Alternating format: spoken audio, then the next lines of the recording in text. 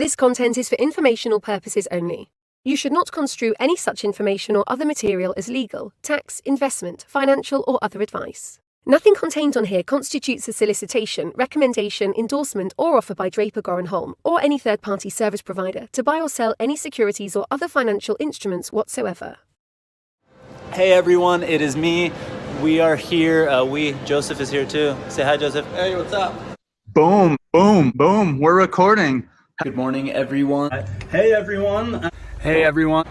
Hey, everyone. Hey, everyone. I am recording this on the computer now. Hey, everyone. Hey, everyone. Hey, everyone. Hey, everyone. Boom. All right. It says it's recording. Boom, boom, boom, boom, boom. I am apparently recording. The entire bottle of control. They're all exactly the same. Crypto art, and then what it really is an NFT. Wow. Eddie wants to slap the bag. So this is the next best thing. DeFi is going to be a bubble. It's provably scarce. With Mad Dog. Crypto, gold, and silver. Transparent substance. Take my money, start a war with it. Without further ado. Cheers to you, brother. Get shit done. Because the system has to collapse before that. My corona. Cheers. I feel much better now. Cheers. Wow, that was heavy.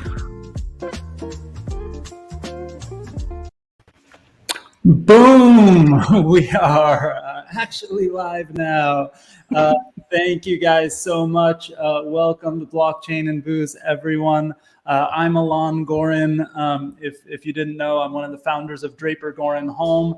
And with me today is John Farjo from Lunar Crush, one of my wingmen. And this is streaming live on Lunar Crush and Blockchain Radio. And today we've got Mike Shinoda with us. Mike, thanks for joining us. Thank you so much for having me. We are so stoked. So first, shout out to the Boring Stone community and everyone who bought those NFTs today. We're super stoked. Mike's ape, Bored Shinoda, is gracing the cover of some of those. That's Reaper NFTs, epic full body ape art. So Reaper did such an amazing job, man. I felt bad throwing a couple curveballs at him because you had said, he can put things in the ape's hands and is there anything you want him to be to have around him? And it hadn't occurred to me that he would have accessories, and that was super fun. We put an MPC 60 in his hands and a couple of cans of spray paint at his feet. It looked great. It's so cool. There's one of the versions of the cover because there's various backgrounds that can show, and one of them is I live near a hiking trail called Wildwood. And at Wildwood, I own the land on Superworld, which is another fun NFT thing where you could buy actual real world land, sort of. So I bought that land on Superworld. So I used some of the pictures from Wildwood in the background, and there's one of them where it literally looks like Bored Shinoda is on one of the trails with the spray cans at his feet, and it just looks like it was posed, meant to be there. And that's the beauty of these generative goofy drops. It's really fun. But Mike, you're sort of, I was so stoked to see that you had gotten an ape, then you got a Tezzard, and I started seeing you do some drops on Tezos. And so I know, cheers, John. I didn't grab even a drink in this blockchain booze. John's doing I mean, it's 5 o'clock here. I don't usually get started on a weekday at 5 o'clock. I know. So what's funny is I remembered just as I was coming down to do this, I was oh, I have to get a bev. I've got a drink. I'm good to go. It's funny because I don't really drink that often or that much, but we set up Blockchain and Booze. Okay, here's something that I didn't mention to everyone watching too. This is Blockchain Booze number 80 straight weeks since we started this because of the pandemic and wanting to have a hang session with our friends, and it's pretty wild. But yeah, so going back to the NFTs. Actually, John is one of the people that originally got me into paying attention to Tezos. I know the Lunar Crush crew is a fan, but I'd love to hear what got you there and why you started sort of minting on Tezos and playing around there. It's funny. I think they're like the first person who really pulled me in. Many of the fans know that I stream on Twitch 3 days a week. I do like 2-hour sessions where I make something from scratch. So I'll make a new track, usually instrumental track from scratch, and then occasionally art, digital art, and then actually sometimes in VR, and then once in a while play games.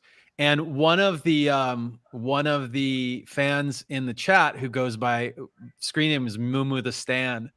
Her name is Moon, and she's an artist, and she would always draw these images of things that I had done on the stream or things that I posted on my Instagram, and it was usually in like an 8-bit style, and she started animating them, and she's just very good. Like she's a great artist, and I was like, why aren't you like minting these? Like you should.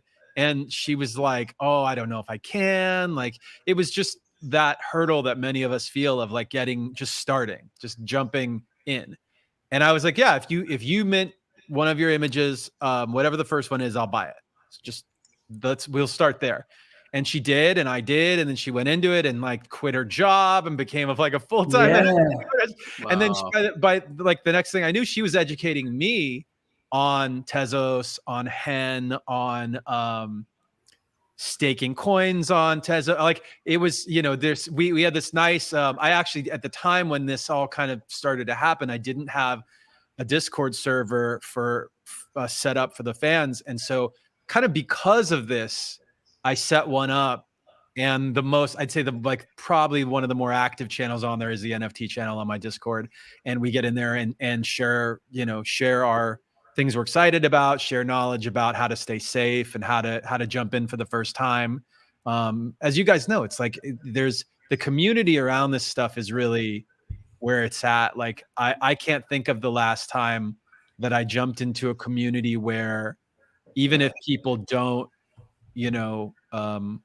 whether people are super experts or know nothing, there's just this sense of like, we're all so early, we're all learning and trying to keep each other, in touch and safe and get excited about. I mean, yeah, there's like, we could get into the other side of it too, but that's been my experience so far has been relatively pretty positive.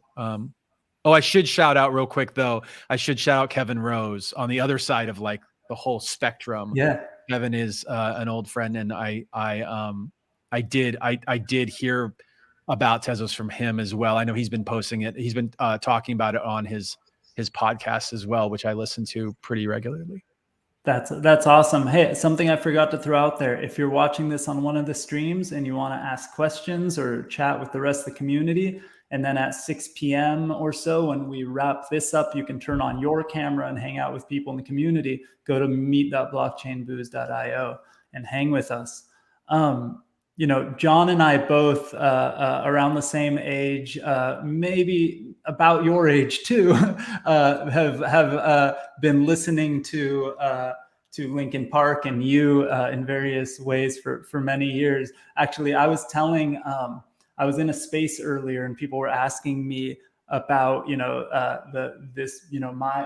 NFT having his own persona, and I had to tell him, I was like, I was that punk rocker growing up. I was the 14, 15, 16-year-old who had to hate every band that had any kind of mainstream attention. And I remember I think I posted about this, and I was telling people earlier, I got to see Linkin Park the first year that you guys played at Acoustic Christmas. Wow. A friend of mine somehow got us backstage passes or something because their dad worked at a company, and my favorite band was Bad Religion, and they were playing with you guys that year. And so I had to hate on every band that wasn't Bad Religion until I actually saw you guys live, and it was like mind blowing. So, kudos. Like my young punk rock self was going to school the next day telling everyone that they have to be into Linkin Park. So it was like a big experience for me. I remember seeing like Weezer and No Doubt, but the one band that stuck out in my head was Linkin Park. So had to throw that story out. I appreciate that. We played a lot of shows for bands, opening up for bands and playing, sometimes before, sometimes after bands that have those kinds of followings. The most notable being Metallica. Like that, we did a whole summer with Metallica at one point, and going into it, like when they offered it to us, we were like, 100%. Like couldn't. It's like it was a bucket list. Like one of the most exciting bands to play with that we could imagine. And as soon as it became more of a reality, it dawned on us that the fan base of Metallica really is they're tough on every other band. Like whoever opens up for Metallica, they're really rough on those bands. And so we had to really bring it with those shows. And I think one of the greatest compliments that we got was from Kirk Hammett. We saw they like invited us to they had like gotten this little private room at some bar at one of the tour stops and like invited us to come like have some drinks and play pool. And Kirk was sitting there smoking a cigar, chilling, just the like the Don. He was just the Godfather, just sitting there, and was so complimentary of the tour, and was really happy about how everything was playing out. And and something about that, like it was the way he was talking about it. You could tell this wasn't his thing that he did with every band. Yeah. And it was really sweet. We were, but we had to work hard. We definitely had shows where the Metallica fans are like, F you guys. It probably depends on the stop too, because I remember being a diehard fan of Bad Religion, for example. I'd see them at a place like Ventura Theater, which is close to where I live, and the opening bands would get no love whatsoever. And then the next day I had to go and see them at the next stop, which would be like, I remember one time, I think it was like the University in San Luis Obispo or something. And the opening bands were just getting just as much love as they were. And it really depended on the stop too. But I just remember being that like 16-year-old where it's like, no, fuck that shit, man. They're not a punk band or whatever. And you just had to hate on something because it wasn't the thing you were supposed to be about. And that was the part of that journey. But we should we'll get back into the crypto stuff. But I would love to hear from you, and also John, jump in. You're being too quiet because I talk too much. This is great. I'd love to hear from you how your friends and other people in your industry feel about NFTs, because I would assume it's a mixed bag, right? Yeah, for sure. I think like you'd catch conversations, in the last few years. Actually, why don't I rewind a little further? So I have always loved getting into conversations with smart people. Like when we have had the opportunity, whether it's somebody who came to the show and it's like we know that they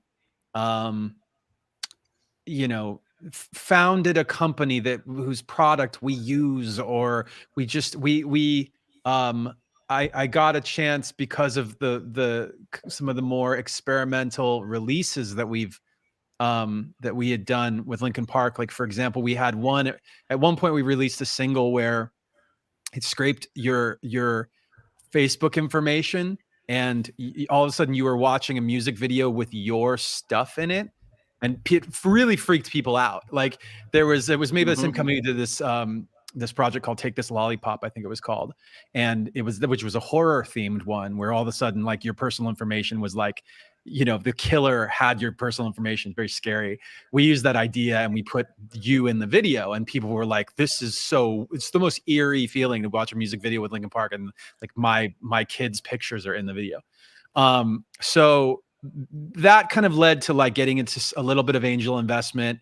And I met a bunch of smart people, and then as just like the snowball rolled, it was like the band started investing in things. We opened up a very modest VC arm of our organization.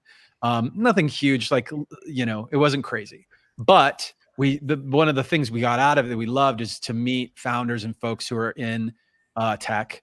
And the one of the maybe negatives of that experience was hearing about every single music related tech startup, and it was so annoying. Like they would just assume that because they had a tech startup, it's like, oh, we got to pitch to Linkin Park, and they'd come and they like most people wouldn't even take the meetings, and then at a certain point, so we were taking meetings with people that like, how many times are you going to tell me you're going to reinvent Spotify? Like I can't do it. And so I would generally tell people like, look, if it's music related tech, like I'm not interested. Don't pitch me any music related tech. And we were getting these, the couple of the ones that got through that we heard pitches on that we never invested in had to do with digital collectibles. And this was years ago. Like they were like, yeah, you know, we're going to do these, like they're verified. It's this thing called the blockchain. And you can, you know, it's like selling like a print of art or something that, you know, is one of one, like each of these things, like we can limit it to as many, you know, if you want to just be one thing or you want to be, and we were like, great, that's amazing. And at some point that's going to be useful, but right now, like, who cares? And so fast forward a few years and I started hearing, it was around the time for most of us, you hear about the Beeple sale and you go, holy shit, like it's happened. People care. Yeah. And it's a specific group of people who have a whole bunch of money, but the fact that it was happening trickled down to these conversations with other musicians. I remember I hit up RAC, who we had done a couple of projects together and whatever. I'm like, dude, I know you're in this. Like, get me up to date. Like, explain what's happening. He told me about Blau. He told me about some of the things that his other friends were doing in that space. And so many, I mean, now, you know, like, you know, all this, there's like Snoop Dogg's in it. Like, it's like, now it's just the whole, it's more the conversation is about like who actually cares and is like investing the time into like being in the community and learning and advancing it versus somebody who's just, and it's fine, but somebody who's just like writing a check and then their team handles it. And that's that. It's just, it might as well be a money manager.